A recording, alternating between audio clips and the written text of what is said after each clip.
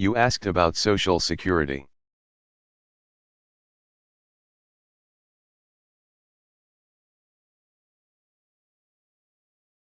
Let me talk about Medicare. Medicare will be broke in 8 years if we do nothing.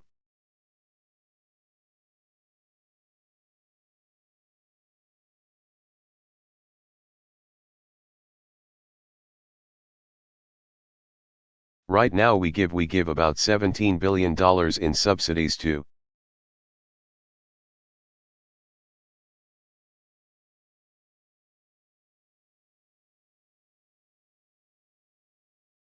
insurance companies through the Medicare system, your tax dollars.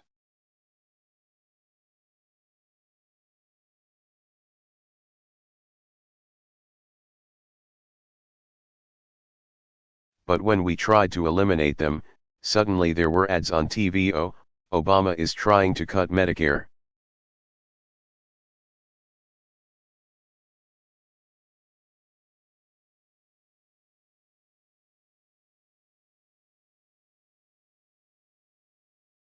I get all these seniors writing letters, why are you trying to cut my Medicare benefits?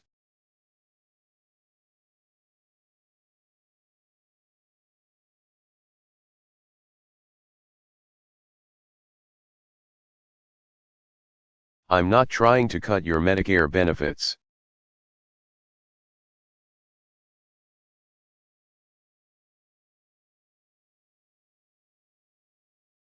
I'm trying to stop paying these insurance companies all this money so I can give you a more stable program.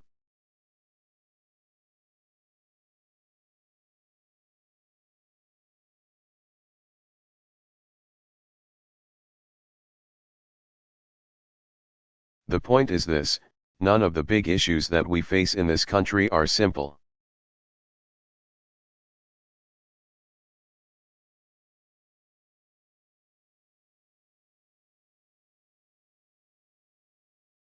Everybody wants to act like they're simple.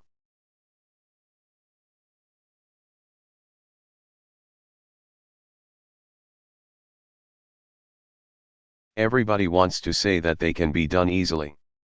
But they're complicated. They're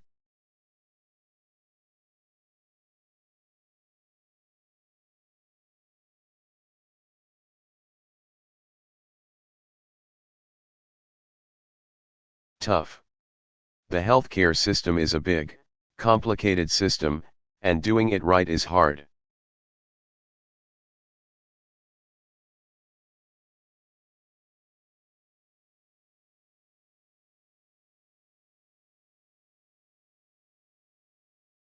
Energy.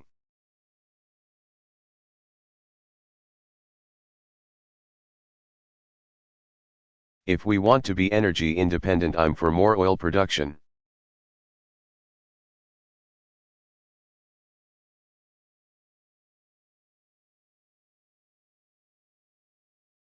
I am for new forms of energy. I'm for a safe nuclear industry. I'm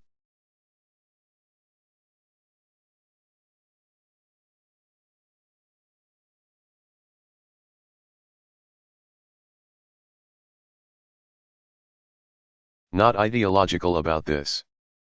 But we also have to acknowledge that if we're going to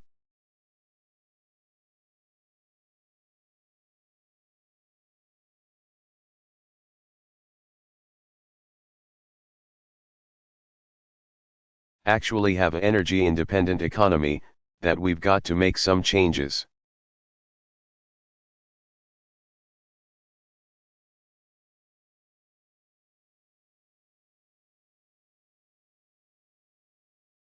We can't just keep on doing business the same way.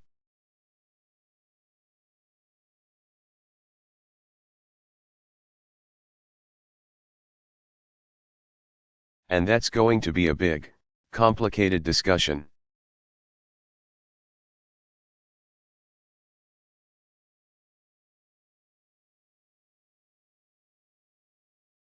We can't shy away from it, though.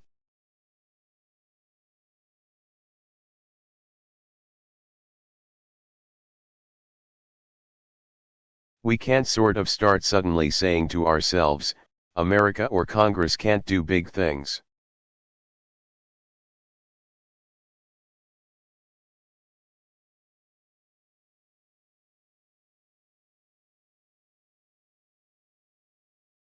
That we should only do the things that are non-controversial, we should only do the stuff that's safe.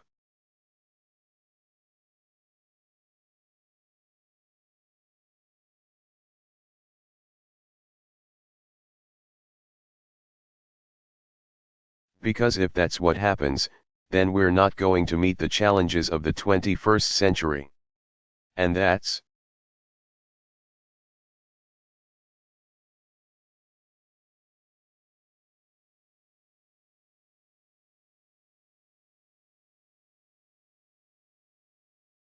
not who we are. That's not how we used to operate, and that's not how I intend us to operate going forward.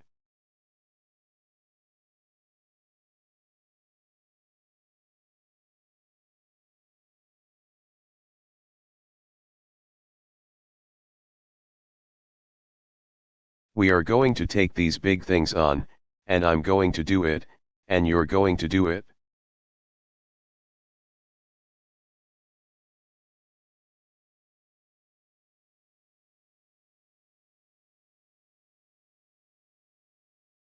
Because you know that we want to leave a better America for our children and our grandchildren.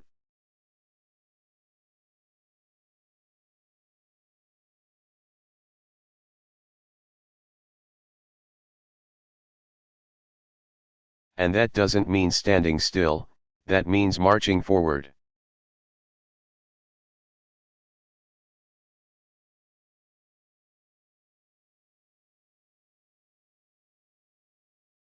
I want to march forward with you.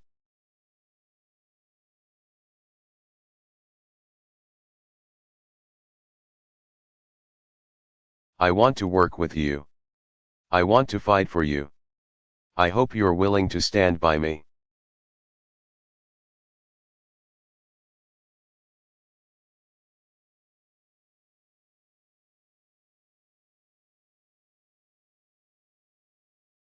Even during these tough times, because I believe in a brighter future for America.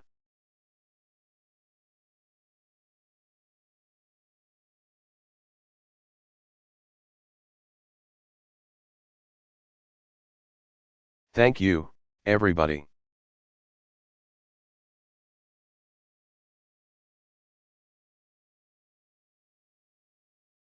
God bless you.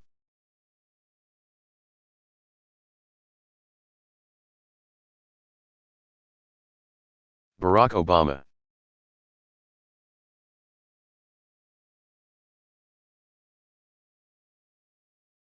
Malaysia Press Conference.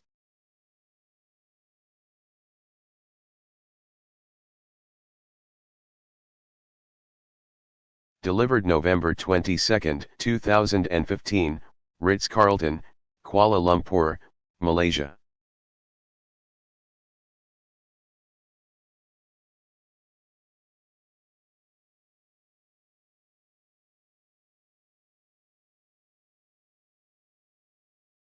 Good afternoon, everybody.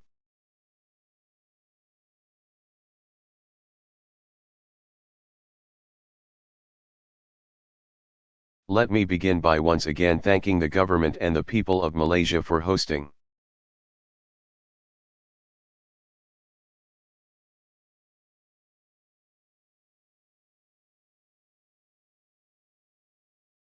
us at the U.SASEAN and East Asia summits. These gatherings are enormous undertakings.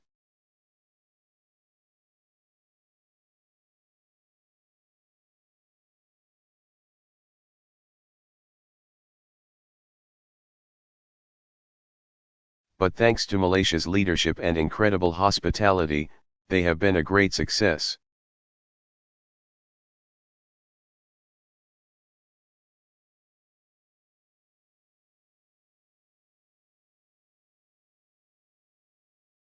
Earlier this week, as I headed to this region,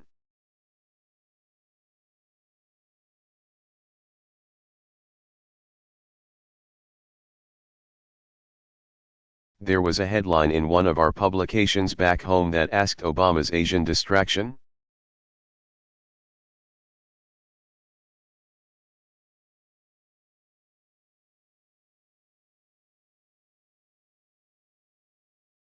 And the premise seemed to be that this region was somehow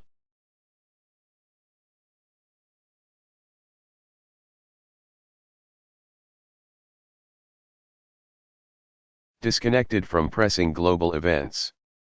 I could not disagree more.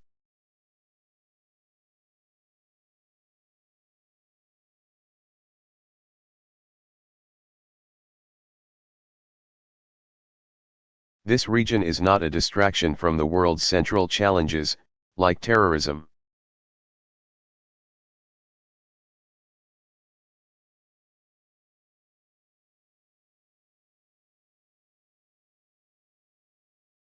The Asia-Pacific is absolutely critical to promoting security, prosperity, and human dignity around the world.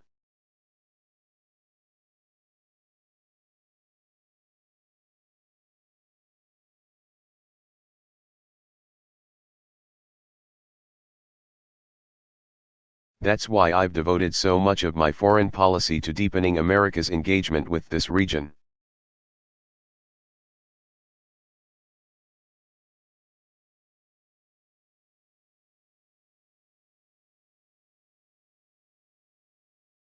And I'm pleased that on this trip we made progress across the board.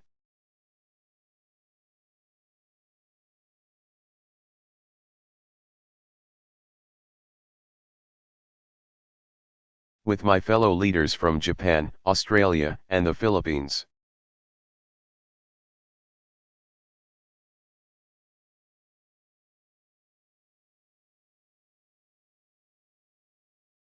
I reaffirmed that our treaty alliances remain the foundation of regional security.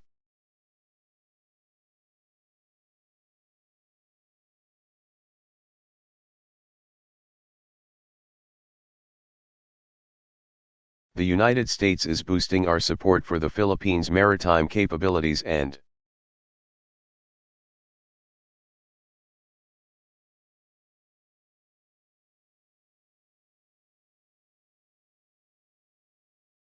those of our regional partners. At the U.S. ASEAN and East Asia summits, a key topic was the South China Sea.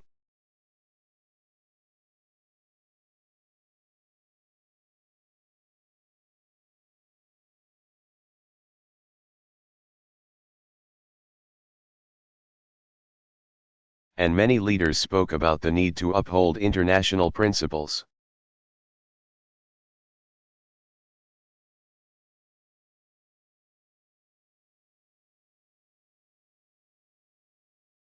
Including the freedom of navigation and overflight and the peaceful resolution of disputes.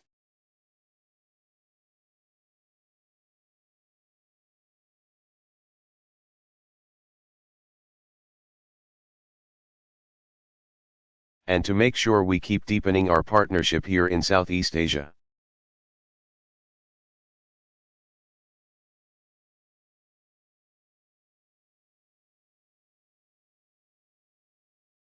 I invited all 10 ASEAN leaders to the United States next year.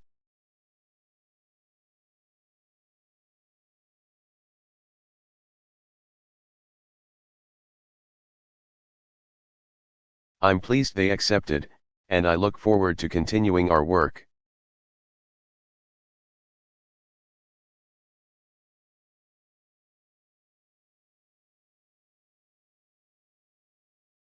On the economic front, we worked with our APEC partners to advance a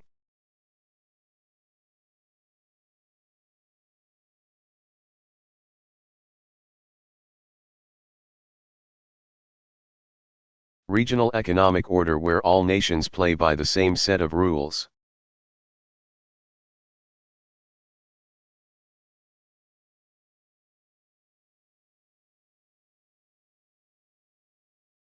Based on my meeting with our Trans-Pacific Partnership countries.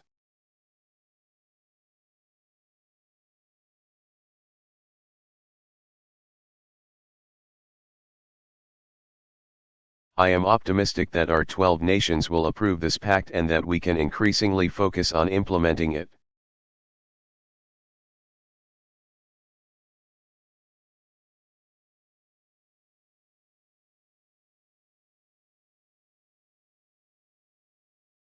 APEC joined the G20 in sending an unequivocal message that we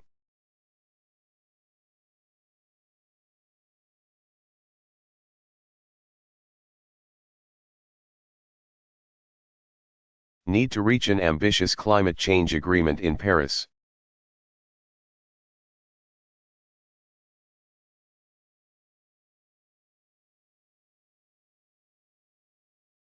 I also want to note the landmark step we took this week with more than 30 other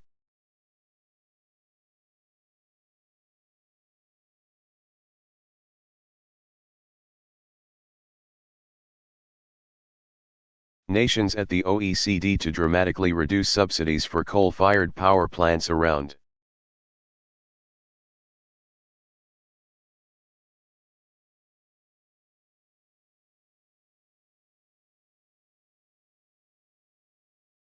the world, which is an important way to advance the fight against climate change.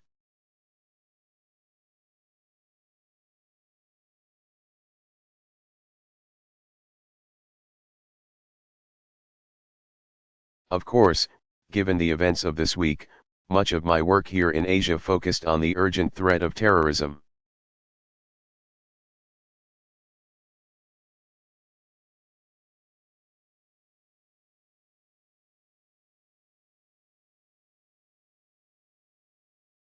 Today, families in too many nations are grieving the senseless loss of their loved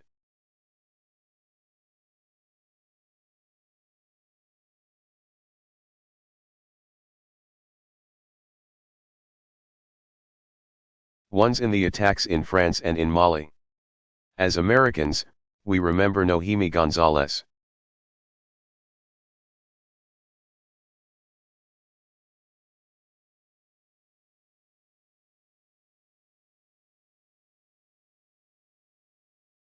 Who was just 23 years old, a design major from California State University.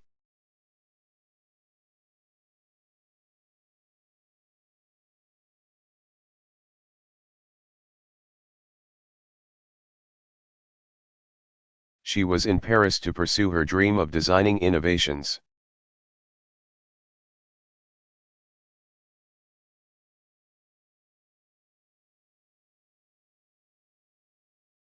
That would improve the lives of people around the world.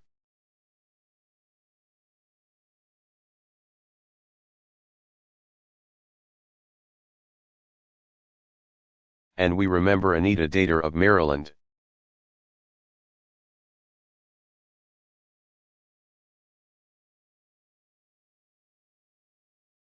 She's a veteran of the Peace Corps, a mother to her young son, who devoted her life to helping the world's poor.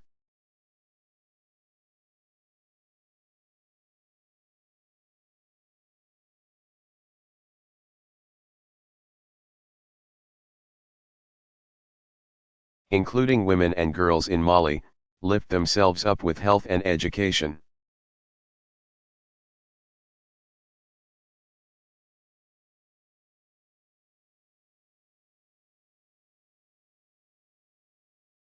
Nohemi and Anita embodied the values of service and compassion that no terrorist can extinguish.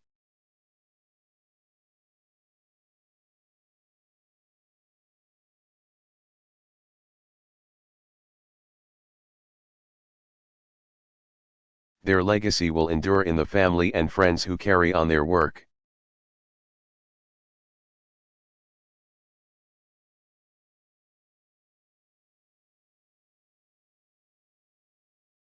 They remind me of my daughters, or my mother, who, on the one hand, had their whole life ahead of them.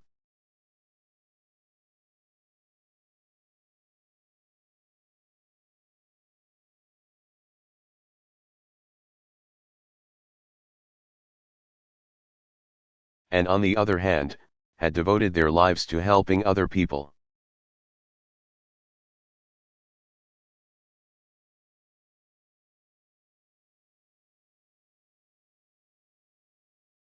and it is worth us remembering when we look at the statistics that there are beautiful.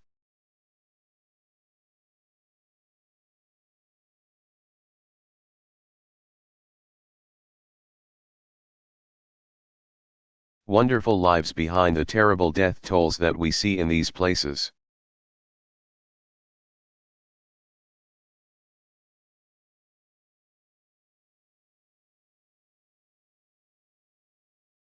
Over the years, our friends here in Asia have been victims of terrorism.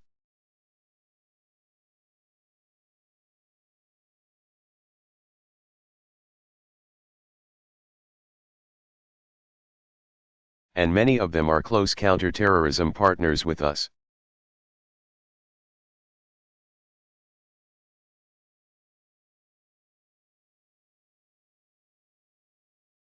So my time here has also been an opportunity to work with many of our partners.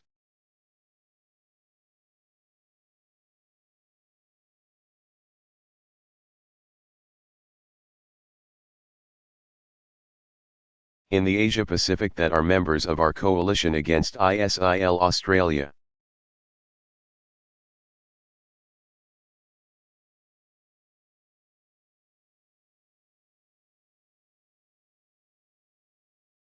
Canada, Japan, Malaysia, New Zealand, Singapore, South Korea, and Taiwan.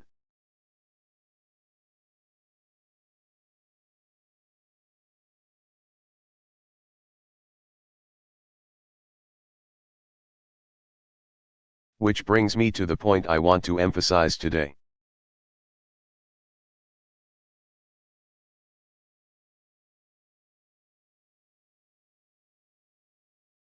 For more than a year, the United States has built and led a broad coalition against ISIL of some 65 nations.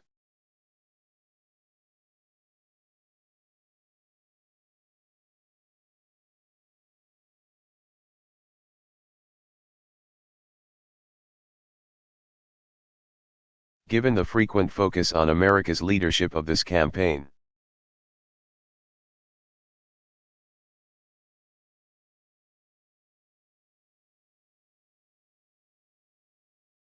sometimes the contributions of our partners are overlooked.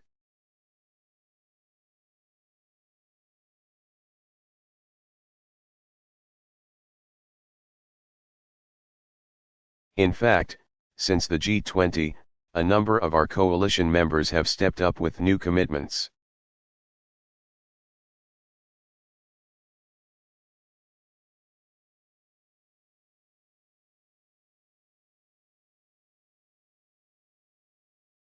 So today I want to take a moment to recognize how our allies,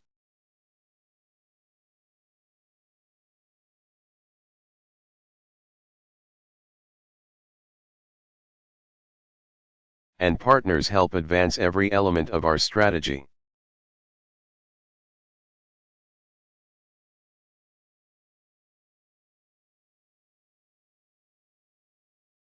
Nearly 24 nations, among them Turkey and our Arab partners, contribute in some way to the military campaign.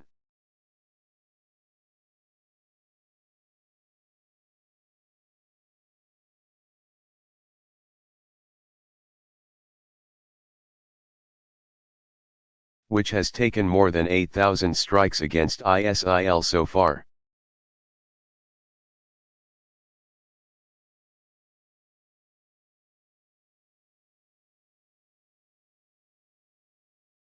And as I've said, we're ready to welcome or cooperate with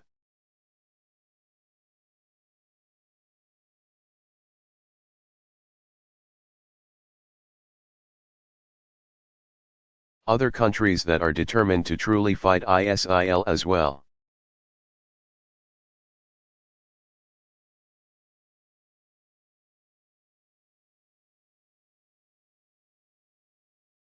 "15 countries have deployed personnel to train and support local forces in Iraq.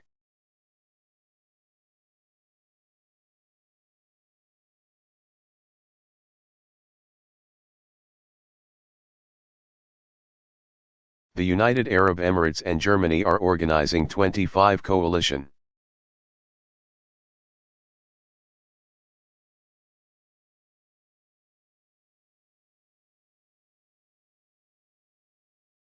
Partners in helping to stabilize areas in Iraq liberated from ISIL.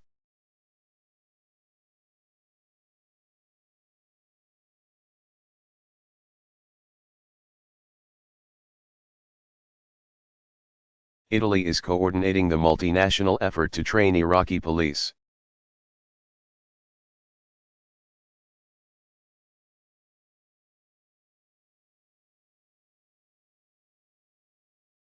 On the political front, U.S.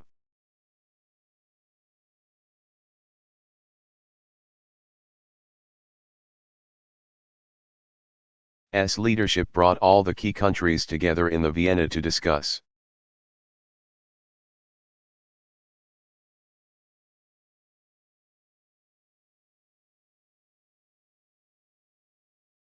a common understanding on the principles for ending the Syrian civil war.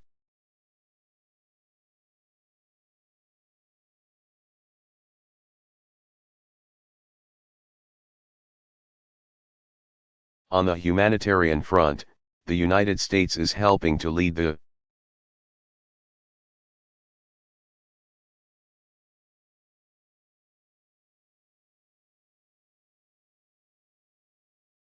effort to mobilize more aid for the Syrian people, including refugees.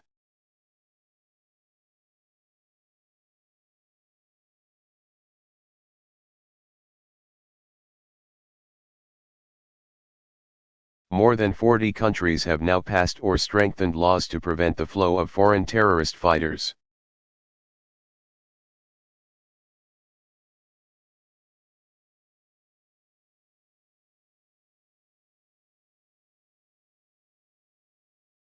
And 34 nations, including the United States, have arrested foreign terrorist fighters.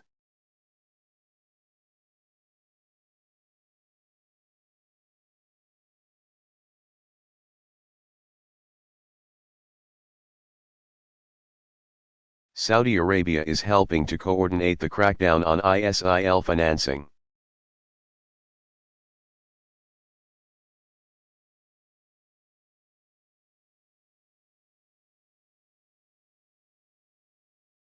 The United Arab Emirates' new messaging center is working to discredit ISIL's propaganda.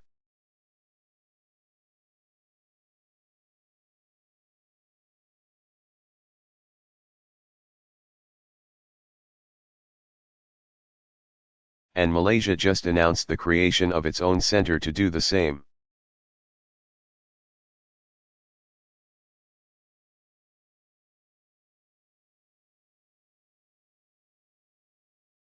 And by joining our summit at the United Nations that we organized this fall, more than 100 nations.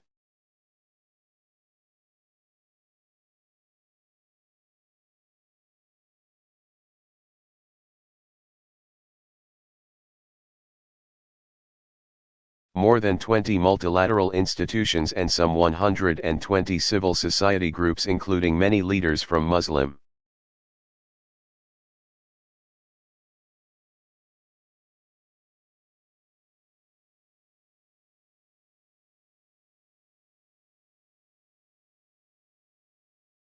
communities around the world have become part of a global movement against ISIL and its twisted ideology.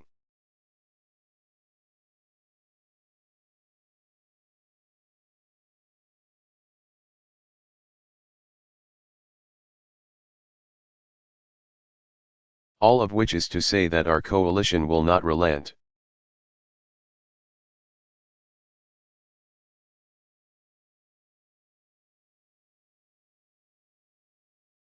We will not accept the idea that terrorist assaults on restaurants and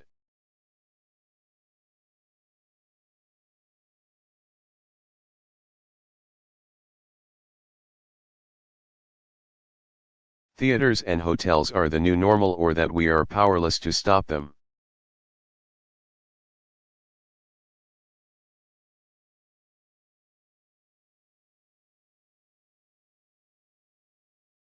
After all, that's precisely what terrorists like ISIL want.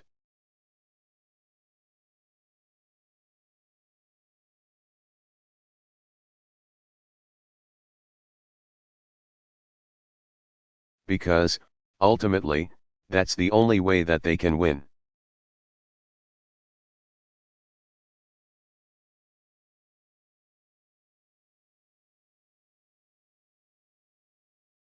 That's the very nature of terrorism. They can't beat us on the battlefield.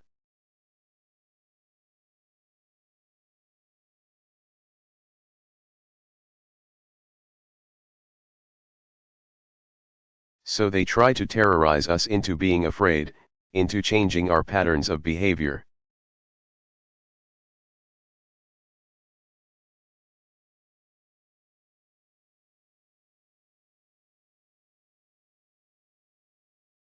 Into panicking, into abandoning our allies and partners, into retreating from the world.